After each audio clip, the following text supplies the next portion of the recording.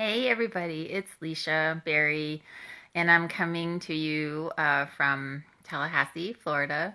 Today is October the 6th, 2016, and um, I'm uncharacteristically filming this video from my bed because because I want to read you a story. I have a lot of friends here in Florida that are being directly impacted by this huge hurricane, Hurricane Matthew, and I'm up in Tallahassee, so I'm out of the way. I'm safe. Pete and I and the kids, we're all good. We're here, and I've been just kind of roaming the house this morning in a strange sort of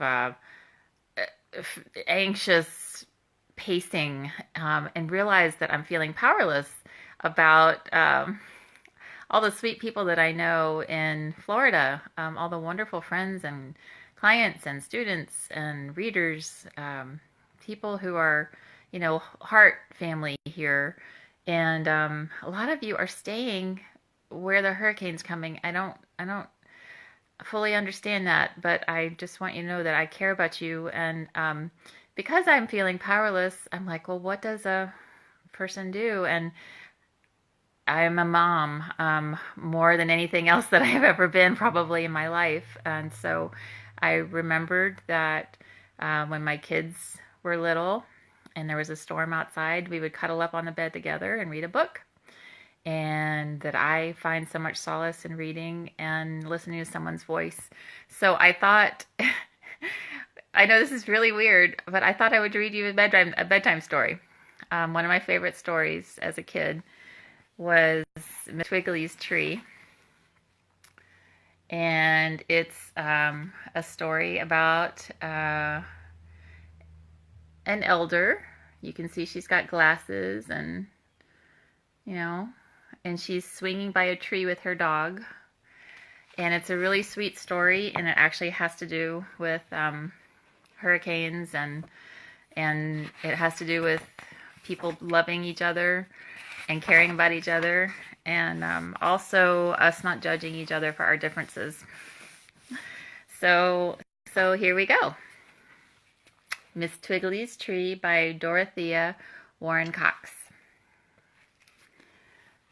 Let's see if we can get this right. Okay. Here, come snuggle up next to me. Here, come sit over here. Get snuggled up. Okay. Funny Miss Twiggley lived in a tree with a dog named Puss and a color TV. She did what she liked, and she liked what she did. But when company came, Miss Twiggley hid.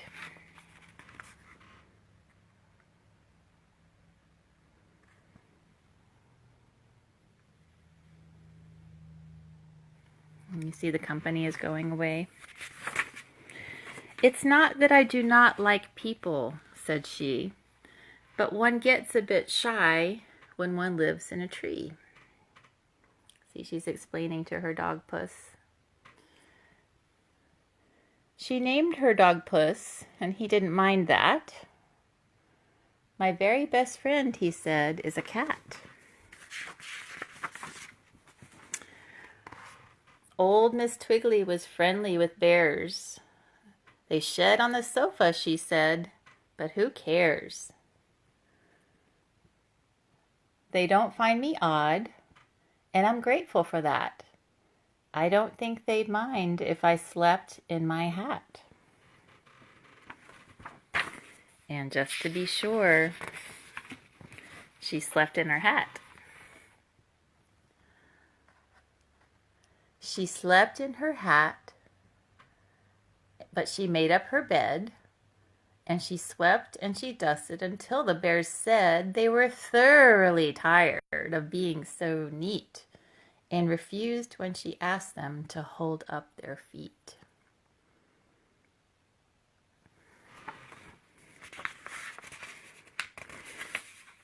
Now Puss was clever, a smart dog indeed.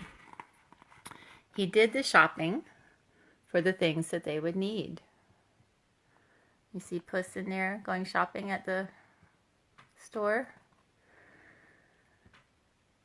And tools for repairs and bones for himself and jam for the bears. But whenever he shopped for Miss Twiggley's meals, the town dogs teased and snapped at his heels. That's not very nice, is it? So poor Puss shivered as scared as could be, and he hurried back home to his safe and sound tree. Miss Twiggley and Puss were happy up there, high above the ground in a house in the air.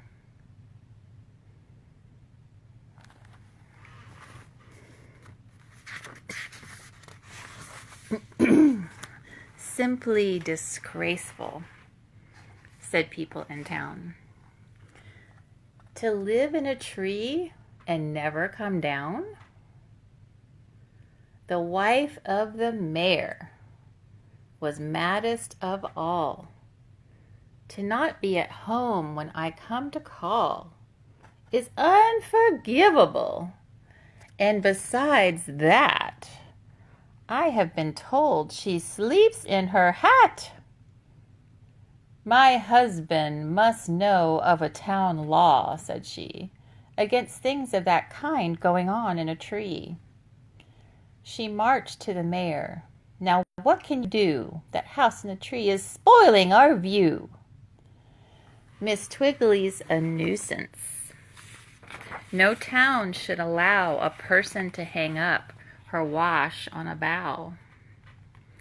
The smoke from her chimney is causing a smog, and she lives, so they say, with a bear and a dog. The poor mayor sighed. My dear, I agree. But more pressing problems are bothering me. The weather report says it's going to rain. I fear we are in for a wild hurricane.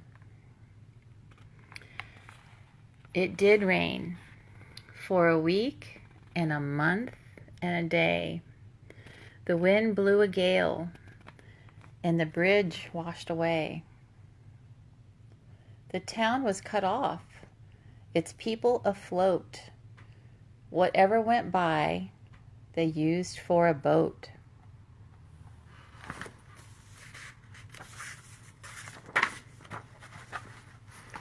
The road and the meadow were one stormy sea, and right in the middle stood the house in the tree.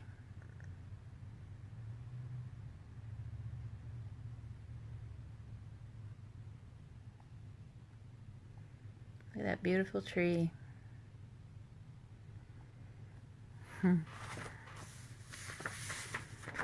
Old Miss Twiggley had battened her hatches and checked her supply of tea and dry matches.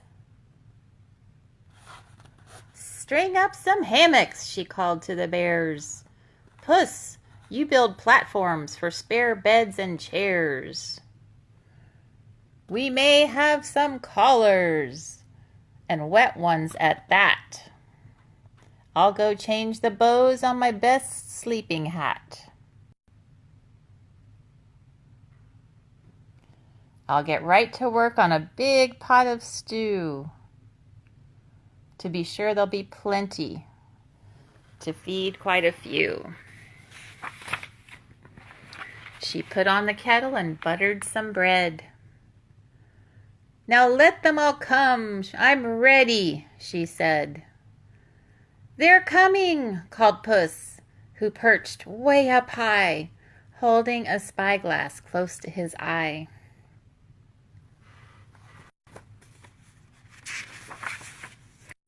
Ahoy, called the mayor. Miss Twiggley, yoo-hoo! Is there room in your house for a wet friend or two? "There's room for you all," Miss Twiggley replied.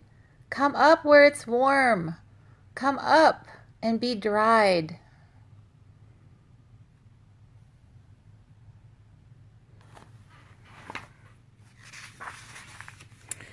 They hauled up the mayor and the chief of police and sweet Trudy Wilmot, the groceryman's niece. Pigs came in their trough. A wet mother cat arrived with her kittens aboard a straw hat.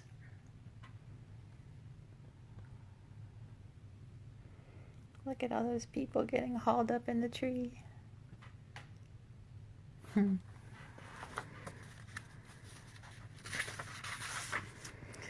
The dogs of the town came swimming right up.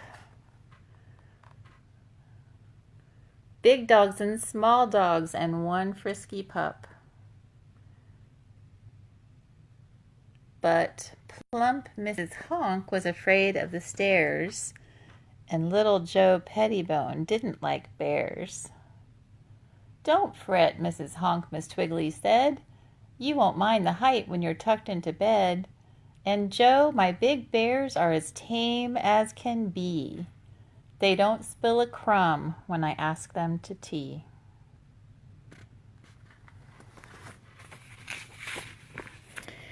In the very last boat,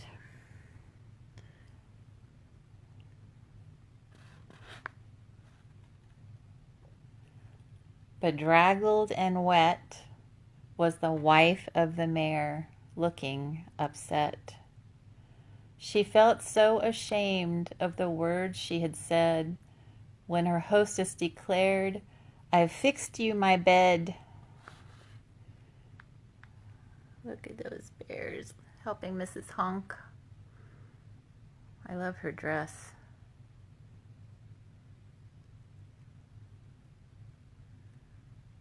And the bears helping everybody up. Isn't that sweet?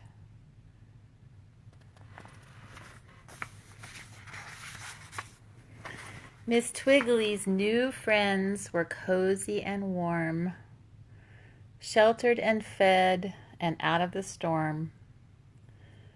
Though the wind made the rain go splittery splat, the mayor's wife slept safe and sound in the hat.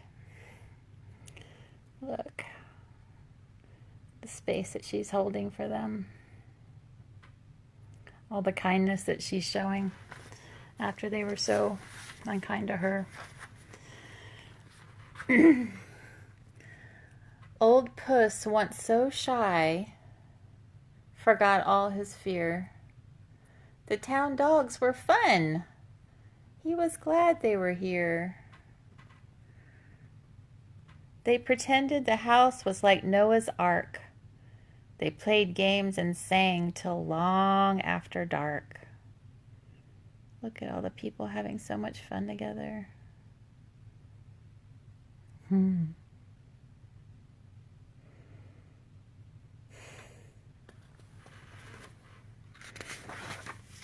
Now the townsfolk were glad, just as pleased as could be, that funny Miss Twiggley lived in a tree.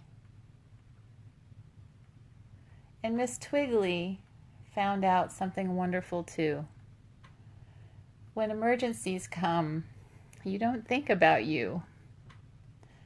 You help all you can, and you never ask why.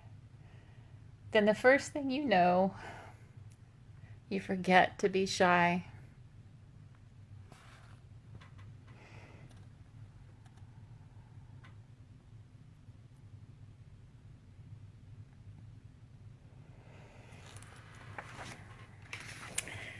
The end.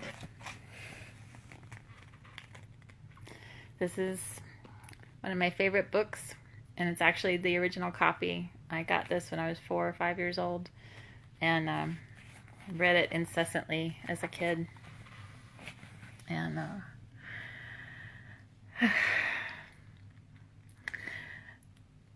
please be careful, everybody. Even if you haven't heard from me lately, or if we don't stay in close contact, I think about you, and I'm sending you love, and I want you to please be safe and take care of yourself. And know that that if you need a place up in the trees to come, I'm here. Lots of love.